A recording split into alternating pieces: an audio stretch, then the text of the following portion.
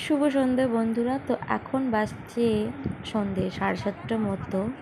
তো দেখতেই পাবে যে আমরা এখন কি বানাচ্ছি, একটু পরে বুঝতেই পারবে। তার আগে বলে দিই যে সোমের স্কুলে একটা দুর্গাপুজোর সেলিব্রেশান গতবারও হয়েছিল, তো এবারও সেটাই সেলিব্রেশানটাই হবে।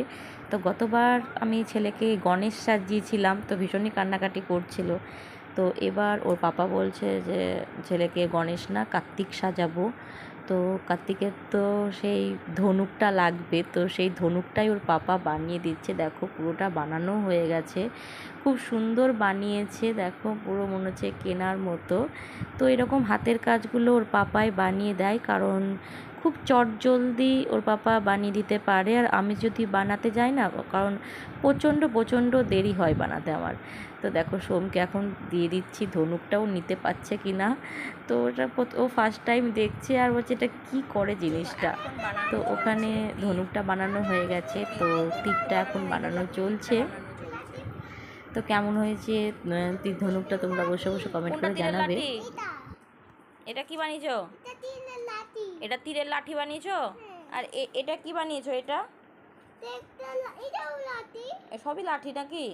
আর ওটা ঢোলের লাঠি? আচ্ছা বানাও, ঢোলের লাঠি বানাও। আচ্ছা পেন্সিল বানাও।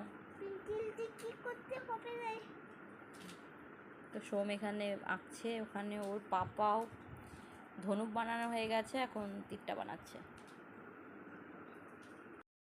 ওইদিকে তো তীর ধনুক বানানোটা প্রায় হয়েই গেছে কমপ্লিট। তো এদিকে আরও একটা কাজ দিয়েছে স্কুল থেকে, এই যে পুজো উপলক্ষে ঢাক বানানোর জন্য। তো ঢাকটা দেখেছো তো কি দারুণ বানিয়েছে না। ও কিন্তু কোনো কিছু মুছেনি, ফার্স্ট টাইম যেটাই এঁকেছে ও ফার্স্ট টাইমই ইরেজার দিয়ে কোনো কিছু মুছেনি, ফার্স্ট টাইমই হয়ে গেছে এত সুন্দর। তো আমি এত সুন্দর করে আঁকতে পারতাম না, তো খুবই ভালো আঁকতে পারে, সেই কারণে এইসব হাতের কাজগুলো ওকে দিয়েই করাই আমি। খুব তাড়াতাড়ি বানিয়ে ফেলে। তো তীর ধনুক বানানোর পর ঢাকটাও পুরোটাই রেডি হয়ে গেছে। তো এবার আমরা এটাকে একটা পিচবোর্ডে আটকে দেব। শক্ত হবে জিনিসটা, না তো সোম নিয়ে যাবে, নিয়ে যেতে ছিঁড়ে দেবে। সে কারণে যখন পিচবোর্ড কাটানো হচ্ছে, এখন পেপারটাকে পিচবোর্ডে সাটিয়ে দিব আঠা দিয়ে। তো দেখো আমার তো খুবই সুন্দর লাগছে দেখতে। তো তোমরা কমেন্ট করে জানাবে যে ঢাকটা আমাদের কেমন। আর এখানে সাজাচ্ছি, এখানে একটু আটকে দিচ্ছি কাশফুল। কাশফুল আনতে বলেছিলাম যে ঢাকে একটু ডেকোরেশন করে দেব, তো সেই কারণে কাশফুল দিয়ে আটকে দিচ্ছি। তো দেখো ঘরের যা অবস্থা, তো এখন প্রায় 10টা মতো বেজে গেছে আমাদের এইসব